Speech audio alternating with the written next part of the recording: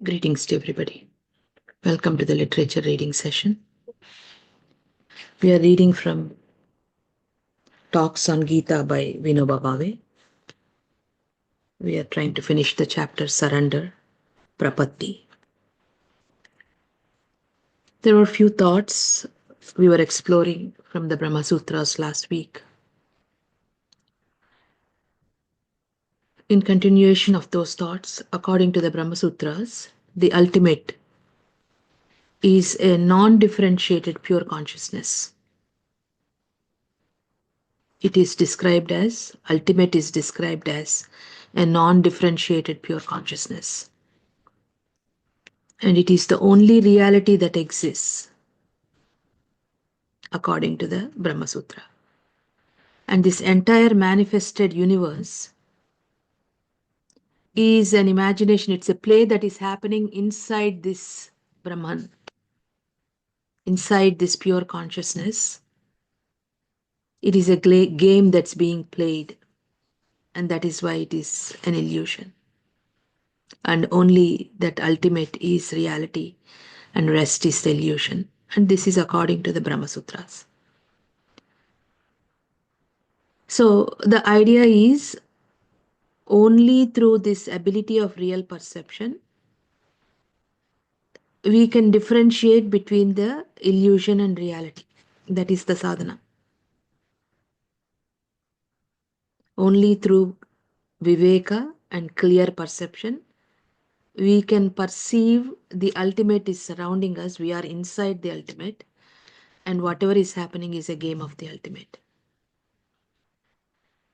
Due to this clear perception, one is able to experience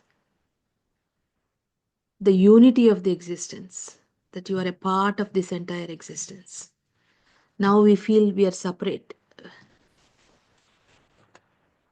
So clarity is about realizing the unity of existence. So clear perception is about realizing the unity of existence. So in that sense, consciousness is eternal and it cannot have a beginning or an end. And so the true consciousness is devoid of plurality. And as a result of that, it cannot have any knower at its back from itself. The self is just witnessing. The luminous self, that consciousness itself is the self. Thus it exists in reality, only eternal and non-changing consciousness. And that non-changing consciousness has no plurality. There is no duality in there. That is why our masters have guided us that once you cross the heart region, there is no more dualities. That means the self, as it is traveling through this heart region, mastering itself, getting rid of itself of all the impurities and the dualities. It is the self experiencing these dualities. Once it's moved into the Brahmand and starts to experience the Brahmand, that pure consciousness, it doesn't experience the dualities anymore. It starts to experience the unity of existence. So, to experience this ultimate Brahman, which is that pure consciousness, the only prescribed method is meditation. That is why we meditate. That is why we are traversing through we are journeying through the regions. Is to, as we are journeying through the heart region, the soul, the self is experiencing the dualities of being in the human body. That is why they say that you are a divine having a human experience. What does that statement mean? That means the divine inside ourselves is experiencing humanity, how a human feels, with both mutual feelings of joy and sorrow and anger and love and balance and imbalance. It's an experience. As it's experiencing it, it is balancing, the self is balancing itself to master the heart region, to remain balanced, to remain stable.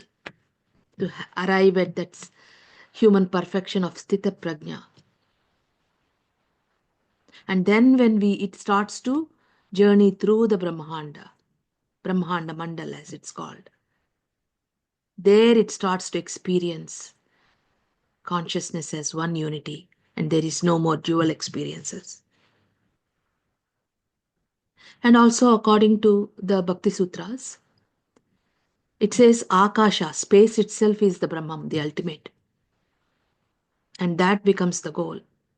So if you look at Babuji Maharaj's explanation, there was a stir in the center, that Adi Shakti, the prana. And the first thing that came into existence was space. And Babaji joked about it, saying that God needed space. So even according to the Brahma Sutras, Akasha is the Brahman, because it is so close to the ultimate. The space is so close in between the divinity, divine, and the beginning itself. It forms the base. And so that became the goal for our ancestors, Akasha, the condition of Akasha. Even we experience this condition of Akasha when we meditate. So Akasha is Brahman, and that becomes the goal. That is why the ancestors worshipped Akasha as Brahman, and they tried to rise to that state, and they tried to merge and dissolve in that state of the ether. And they called it Akasha as the first cause. They couldn't go beyond to see the Adishakti. Therefore, the state of Sat also refers to the state of Akasha. Even at every point, we arrive at the state of balance, absolute balance, which is akin to the ultimate. What is this akin to the ultimate state? What is this grey condition that Babaji talks about? It is the state of the Akasha. So the sages concluded the state of Akasha to be the Brahman itself. And they also say that prana is the vital force of the Brahman. So what is the prana? The Adishakti, the beginning. But that prana becomes alive in the hands of the divine master, who has mastered the godly region. So the texts also declare that the whole entire manifestation emerges from this prana and merges back into prana. And so also Brahman itself is referred as prana. So when Brahman itself is referred to as prana, in the pranahuti, what is being offered into our hearts is the Brahman itself, the ultimate itself is being poured by the grace of the living master, who can manage that power. Power needs to be managed. It cannot, it is like giving a gun to a child. A child doesn't know how to manage the gun. An expert policeman knows how to manage the gun. So also, expert saints know how to manage this prana itself, the ultimate Brahman itself, while being in the human body, in the heart, in the earthly plane. And they're able to transmit it into us bit by bit. So in essence, entire knowledge is conveyed in the Brahma Sutras by the term dhyana. That is, they call it upasana.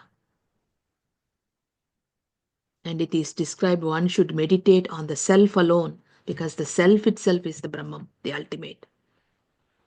That self itself, that Brahman, is the Akasha, space. That Brahman itself is the prana, the life force. And that Brahman itself is the ultimate self. And when we observe all this depth of spirituality from the Brahma Sutras, we realize the greatness of our own masters, how they have designed the system in such a way that you and I, ordinary beings, are able to experience such ultimate states of the Brahman bit by bit, like a baby drinking milk. We are receiving the prana into our hearts by the grace of the living guide. And coming to this chapter, here they describe Vinobha Bhaveji describes that desire has many forms and bhakti has many forms, and even bhakti with desire is also okay, because gradually that transforms, and which we understood in the earthly plane the desire is there, and in the energy field love is there, but still that love is mingled with desire. So our devotion is not completely pure.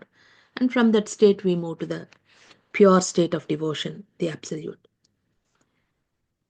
In this, describes desireless bhakti, its varieties and fulfillment.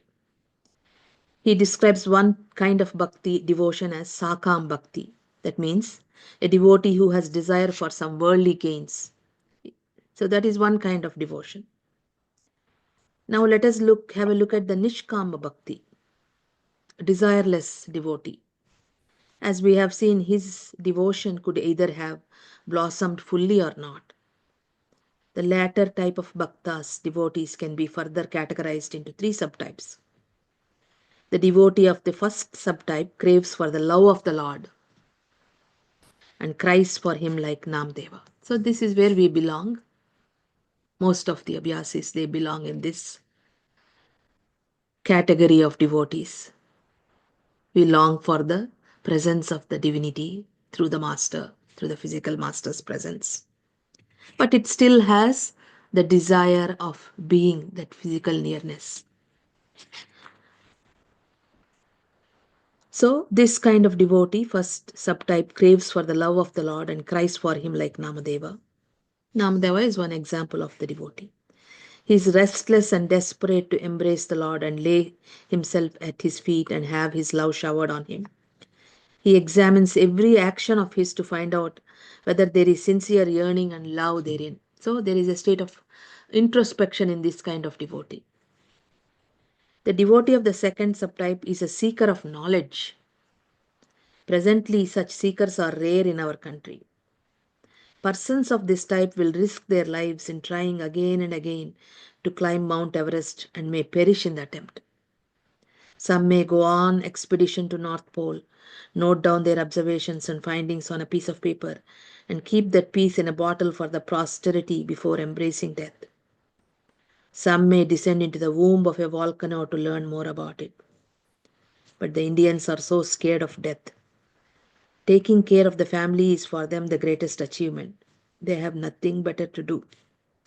But the devotee who is a seeker of knowledge has an irrepressible and insatiable curiosity. That is the beautiful quality. He tries to know the nature and properties of everything. He too would eventually unite with the Lord because he has such an immense curiosity that can give him immense courage to drive him towards the divine.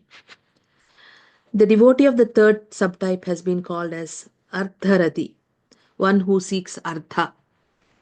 Artha is commonly translated as money or wealth, but it really means welfare or well being.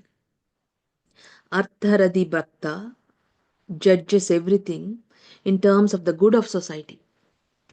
Whatever he writes, whatever he speaks, whatever he does, he sees it that it is for the good of the world. He dislikes useless or harmful activities. He is indeed a great soul who is always concerned for the good of the whole world.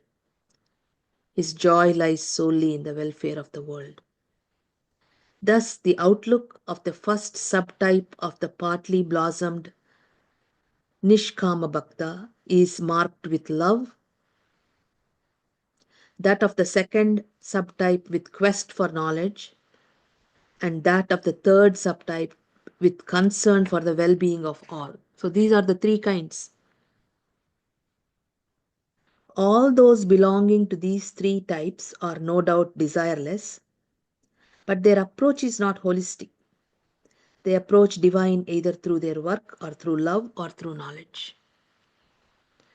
Lastly, about the fully blossomed devotee, he is a man of wisdom. Whatever he sees are nothing but different forms of the divinity. In the handsome and the ugly, in the prince and the pauper, in the man and the women, in birds and beasts, everywhere, he has the sacred vision of divinity. Saint Tukaram's prayer to the Lord was, O Lord, orient my mind in such a way that I find you alone in men and women and children. In Hinduism, there is a worship of serpents, worship of an elephant headed god, worship of even the trees. All this may appear silly, but we find the height of such madness is the perfect devotee. He sees divine in everything, right from an insect or an ant to the sun and the moon, and his heart overflows with joy. Then the bliss knows no bounds. The ocean of joy surges within the heart. You may say, if you like, that this magnificent divine vision is an illusion. But such an illusion is the height of bliss and happiness.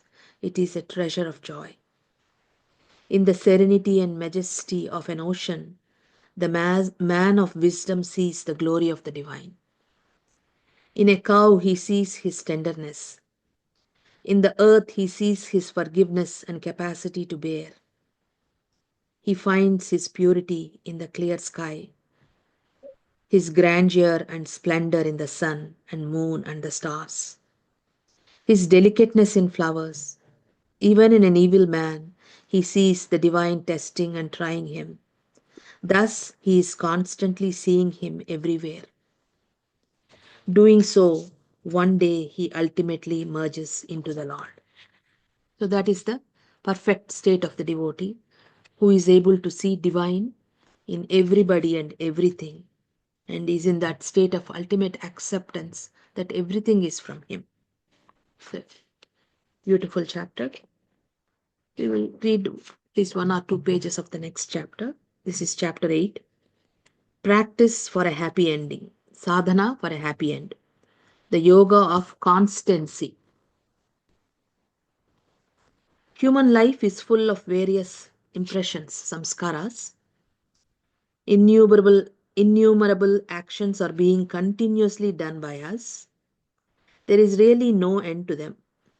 Even if we take a superficial look and count the activities done during 24 hours of a day, eating, drinking, sitting, walking, working, writing, speaking, reading, they would make a long list. Besides these, in life there are various dreams, sentiments, and perceptions like love, hate, honor, insult, joy, sorrow. All these make their impact on the mind and shape a man's personality and behavior. Therefore, if somebody asks me to define life, I would say that life means an aggregate of accumulated samskaras. According to Vinobha Bhave, samskaras mean the imprints of actions, associations, and experiences that remain indelibly engraved on our mind and mold our behavior, our personality, and our world view. This is in similar thoughts of our great masters. Samskaras, impressions, are good as well as bad, and both of them influence human life. We hardly remember our childhood days. Impressions from the former births are so completely erased that one wonders whether one had any previous birth at all. When we cannot remember even the childhood days, why talk of previous birth? Let us therefore leave them aside and think only of this birth. Even here, we do not remember all the actions. Many are the things done and many the things known. In the end, most of them get erased, leaving behind only a few samskaras. If we try to recollect at bedtime all that we did during the day, we fail to do so. Only the most prominent incidents come before the mind's eye. For example, if we had a serious quarrel, we remember only that at night. That quarrel is the only thing of the day that is carried forward in the account book of our life. Isn't that an interesting fact? So we know how we create samskaras. And that is why we have been given the practice of bedtime prayer, that whatever actions I have done knowingly or unknowingly, please forgive me, so we don't take it forward. When we write a diary, we note therein only a few important things. When we review the week, we note even less. While reviewing the month, only the most important happenings therein are remembered. Many of those would also be forgotten while reviewing the year. Thus, very few things remain in memory and they form the samskaras. Most of the innumerable actions of and much of what we have learnt ultimately fade away, only leaving only a small residue in the mind. Those actions and the information and knowledge have done their work and disappeared. Only a few samskaras remain, and these samskaras are our capital. That is our net gain from the business of living. A trader keeps daily, monthly, and annual accounts of income and expenditure and arrives at the figure of profit or loss. It is exactly the same with life. Addition and deletion of samskaras go on throughout the life, resulting finally in a particular net balance. When the end of life comes near, the self begins to think of the gains in life. Looking back, it finds that they are few. This does not mean that all that one did and all that one learned have proved to be futile. They have certainly done their work. There could be thousands of transactions in a trader's business, but a single final figure of either profit or loss is the net result. If there is a loss, his heart sinks. If there is a profit, he is happy. We will stop here, and that this gives us thought for introspection. At bedtime, that's how should our attitude be. Has this day taught us something? Was it happy, or was it a loss where I made so many mistakes? And there we have a chance to rectify it, whether it through our cleaning process or through our bedtime prayer, a feeling that we submit to the ultimate. So it was a very beautiful reading and beautiful way of explaining the samskaras by Vinobha Bhave. Gives us a lot of clarity in that. So let us all now meditate.